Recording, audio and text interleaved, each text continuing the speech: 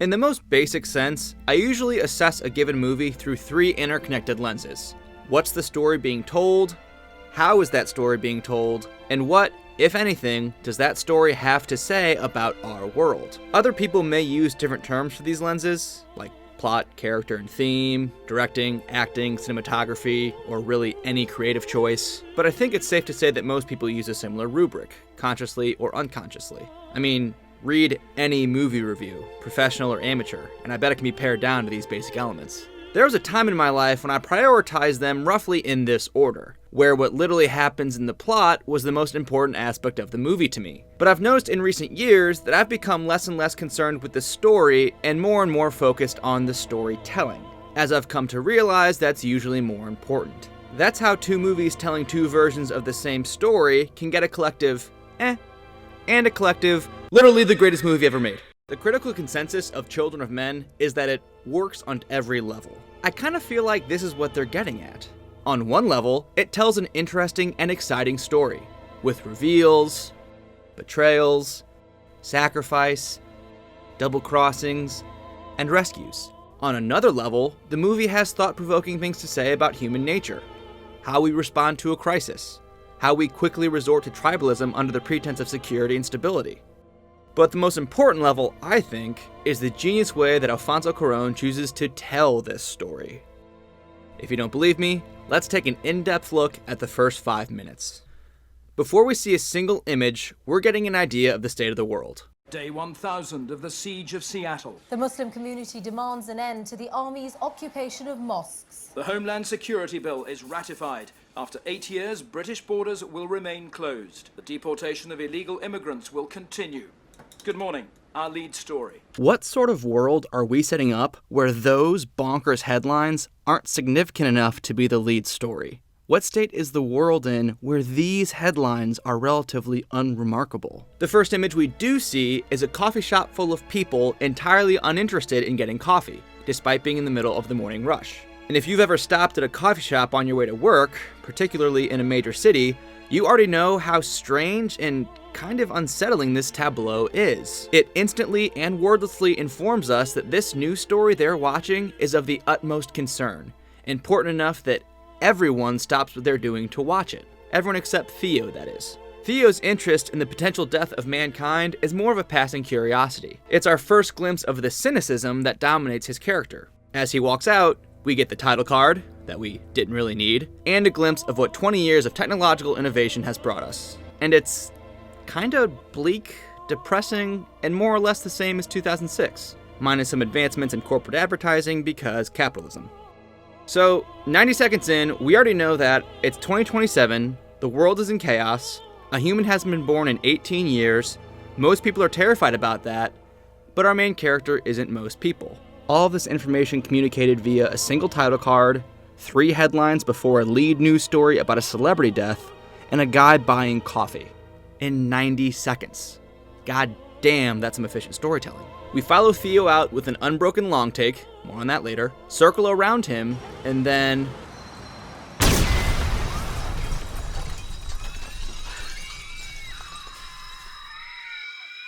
And before we can even get our bearings, we get this smash cut to the title card, to jarring, disorienting effect, the explosion still ringing in our ears. And then, incredibly, Theo goes to work after this. Yeah, he ultimately goes home for the day, but he notably lies about the reason. More affected by baby Diego's death than I realized, sir. We already know that's not true. Come on, the guy was a wanker. But it's believable because everyone else in his office is visibly broken up about baby Diego. This is such an easily overlooked bit of exposition, but really think about this. There's a terrorist bombing in a crowded London coffee shop, presumably killing a dozen or so people. And yet the story dominating both the news and people's attention this morning is a symbolic but ultimately meaningless celebrity death, subtly indicating that these sorts of occurrences are now so common that they're barely newsworthy. They're mundane. Nearly dying in a terrorist bombing isn't even worth calling in sick for. It's literally just part of your commute. Theo and Jasper discuss the bombing like they're discussing the weather or a traffic jam. Know who did it? Islamic, fishes, fuck knows. I bet it was the government. Every time one of our politicians is in trouble, a bomb explodes. It's the second time in a month. Given how quickly the movie, and everyone in London, moves on from this bombing, it's easy to overlook that every one of these people is now presumably dead or horrendously maimed. And keep in mind that it's only because they were so concerned with baby Diego's death that they were idling in the coffee shop instead of getting in and out and on with their day. In some sense, their concern for humanity was their doom. Similarly, Theo was only able to get in and out before the explosion because he didn't care about baby Diego's death. In a real sense, it's only because of Theo's relative cynicism that he's still alive, indicating that maybe some emotional detachment is necessary for survival when the world gets this bad. Once he leaves work, he walks by people in literal cages guarded by men with guns, and he doesn't give them a second glance or a second thought. Because, again, this is routine. This is just his commute. Civilization is on the brink of collapse, but Theo has his back to it, because he doesn't seem to care at all. A very simple moment, but also very telling for both the world and the character. And this isn't rocket science. You can actually learn a lot about a character by seeing their commute, their routine. That's why so many movies start with someone getting dressed, or going to work, or just going through the motions of a normal day. You have to establish the status quo of the protagonist before you upset that status quo and set the story in motion. That's screenwriting 101. Children of Men just does it all so well. I could keep pointing out all of the interesting choices Cuarón is making, because I took a stupid amount of notes on this movie, but I don't want to turn this into a commentary track. I wanted to highlight the first few minutes in particular because I just love how refreshing it is when a movie starts so strongly. I see all these clever, thought-provoking, creative choices in the first few minutes, and I just know that I'm in good hands, that Cuarón undoubtedly knows what he's doing. This establishes a kind of implicit trust from the get-go. Because I see all this intentionality in the opening minutes, I'm more inclined to give the movie and Cuarón the benefit of the doubt on questions of intentionality later on. For example, Theo's strange relationship with animals. They like you. They don't like anyone.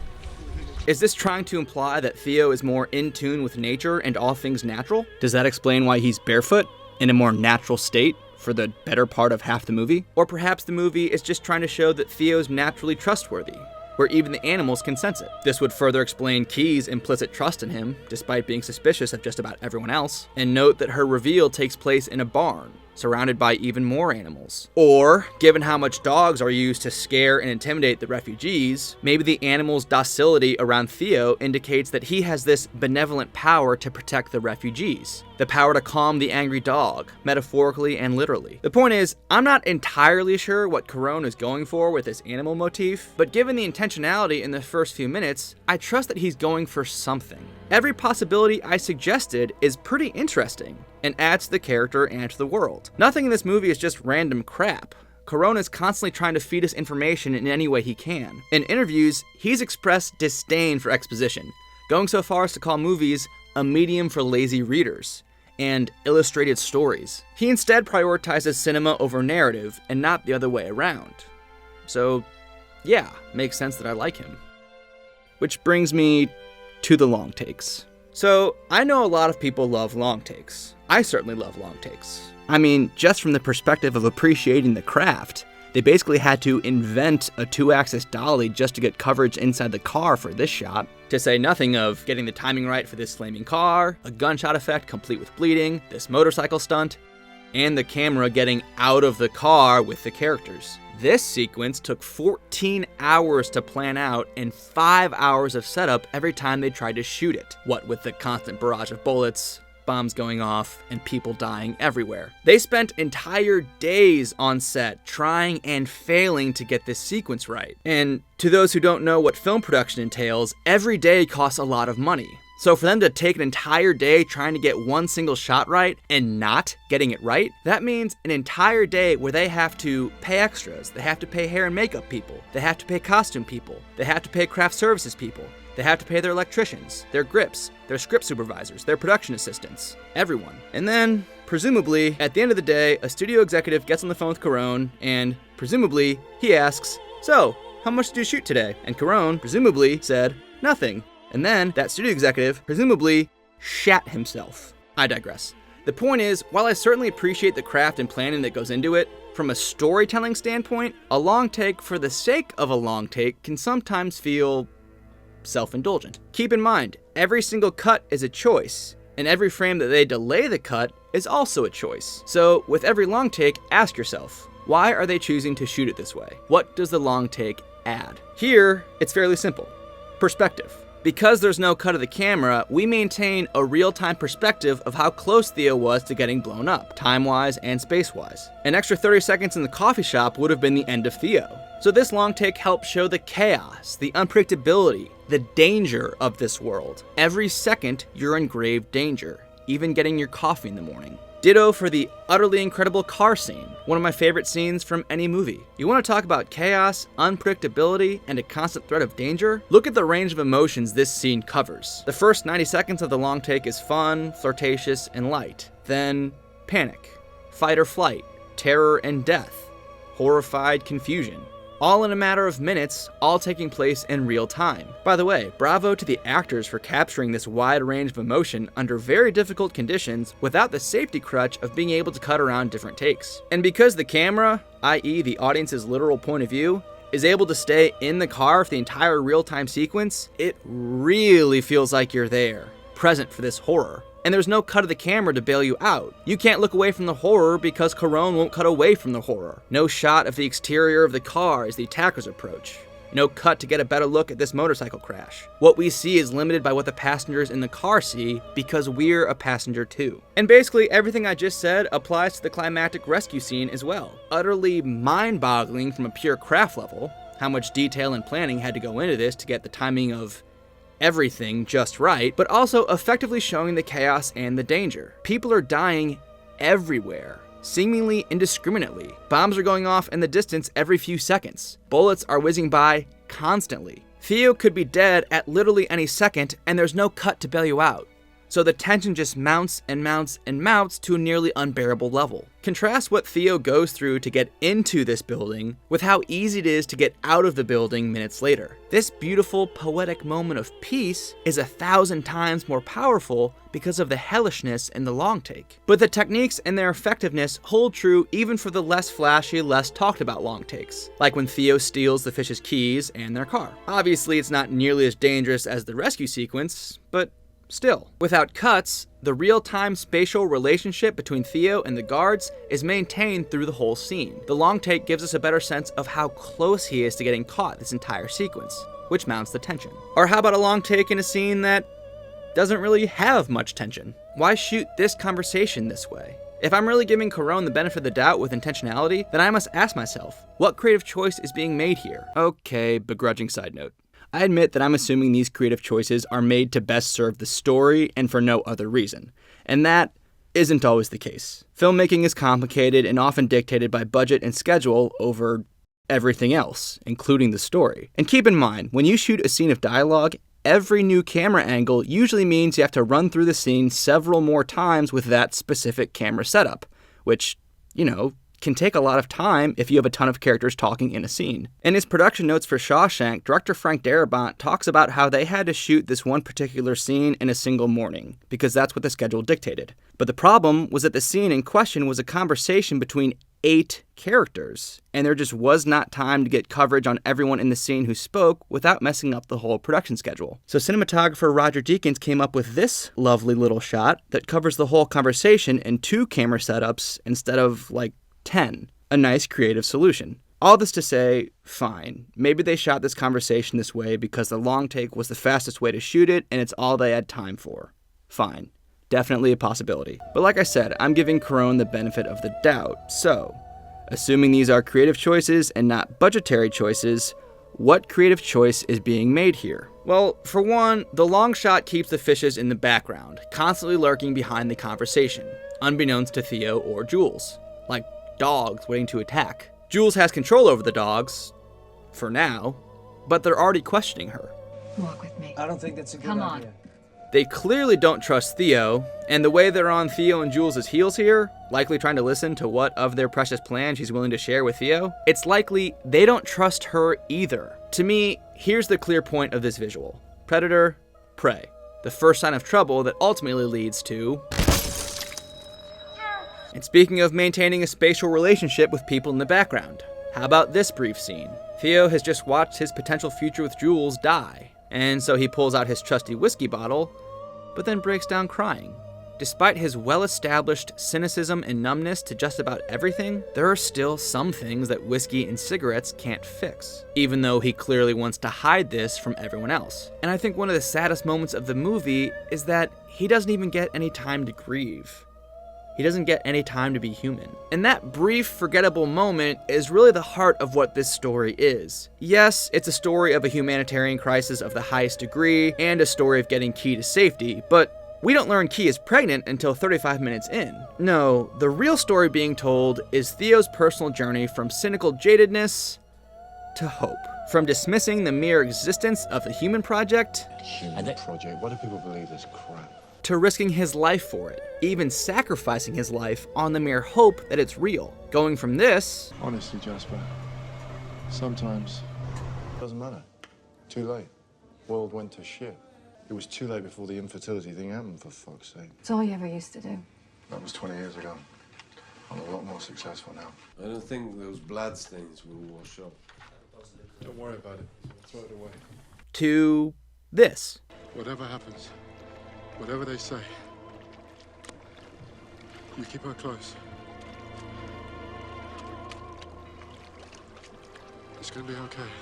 Which makes Children of Men, more than anything else, a story about hope.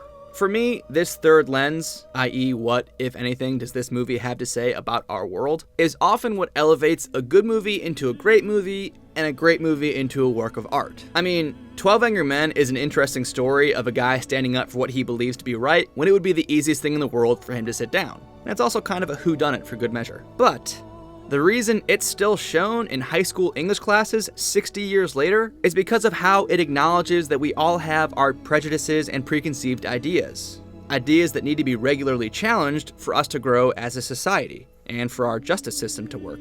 The relevance, so-called, is what elevates it. That said, relevance can mean a lot of things. I think when most people hear the word relevance in relation to movies, they immediately think of direct, targeted social commentary, not unlike 12 Angry Men, or more general social commentary, reflecting the times we're living in. But I mean relevance in the broadest sense, extending to more subtle things. A comment on humanity's endless and frustrating search for meaning and answers to cosmic questions. A cautionary tale about modernity and man's arrogance regarding our supposed privileged position in the universe. A microcosm of our powerlessness when money and influence are a shield against consequences. An exploration of how we grow into the person that we ultimately become. I make this distinction because, on the one hand, the real-world relevance of Children of Men may seem obvious. The movie isn't exactly subtle with its views on the treatment of immigrants and refugees. They are illegal immigrants. To hire, feed, or shelter illegal immigrants is a crime. This may come off a little heavy-handed in 2017, but keep in mind that the number of refugees in the world has increased by 50% just since the movie came out 11 years ago, making their fictional vision of the future oddly prescient. Poor Fugees. After escaping the worst atrocities and finally making it to England, our government hunts them down like cockroaches. But the stuff about immigrants and Children of Men is really just part of a larger whole, about how humanity faces a crisis. Our very existence is being threatened. We're staring in the face of extinction. But interestingly, we're not being threatened by an asteroid or by an outside species, but by an inexplicable defect in our own biology. The ultimate mystery. Why are women infertile? Why can't we make babies anymore? So instead of uniting humanity to face an outside threat, see also Watchmen, Independence Day, the latest season of Game of Thrones, humanity becomes divided by panic and infighting. We don't have a foe to rise against. We can only look around at ourselves as the reason for the crisis. Infertility leads to panic leads to chaos leads to violence leads to the world tearing itself apart. It's not hard to connect the dots here. Now is the time to panic! And when we see how bad it actually is in the refugee camps, we see that they might have less in common with the modern Syrian refugee crisis and more in common with Nazi Germany. Hunger, forced stripping, body bags, people on their knees in front of men with guns, and just general dehumanization. You fucking people disgust me. And then the government will say, well, we were wrong. Fugees are humans too. We all know this government would never acknowledge the first human birth in 18 years from a Fuji. How can it be peaceful when they try and take away your dignity? There are two supreme ironies in this. Number one, humanity is on the brink of literal extinction. Therefore, the most precious commodity to mankind should, theoretically, be people. And instead of treating them like the precious commodity they are, we instead treat them as less than human, which does nothing more than accelerate mankind's extinction. Number 2. Britain clearly takes great pride in being presumably the only government left standing, the last bastion of civility when the rest of the world dived into chaos. But this isn't civility, it's barbaric, which brings up the question, is a semblance of social order worth it if this is the price you're paying to maintain that social order? Is this Day 1000 of the Siege of Seattle. any worse than this?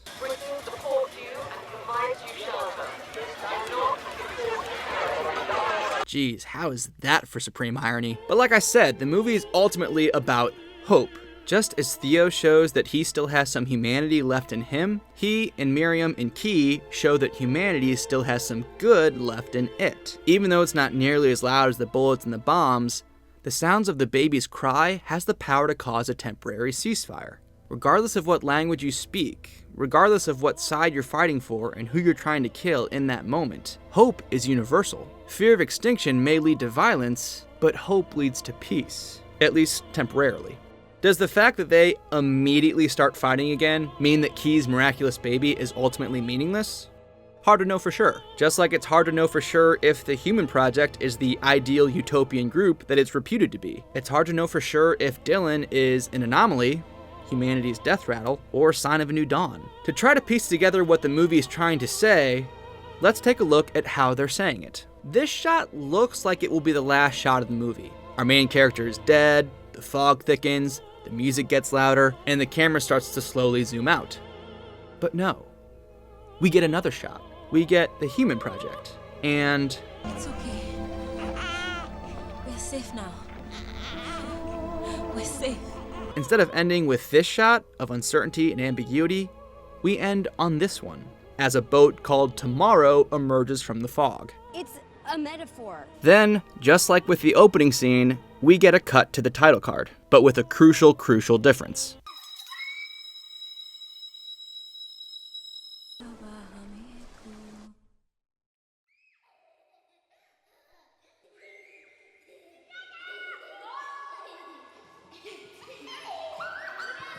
The ringing in our ears from the explosion versus the sound of children's laughter. Given this earlier line, as the sound of the playgrounds faded, the despair set in. Very odd. What happens in a world without children's voices? This is a very powerful contrast. Alfonso Cuarón said that he sees children as the hope. So, in a sort of literal sense, the sound of hope replaces the sound of violence. And it makes me, as a viewer, think, maybe we're going to be okay after all.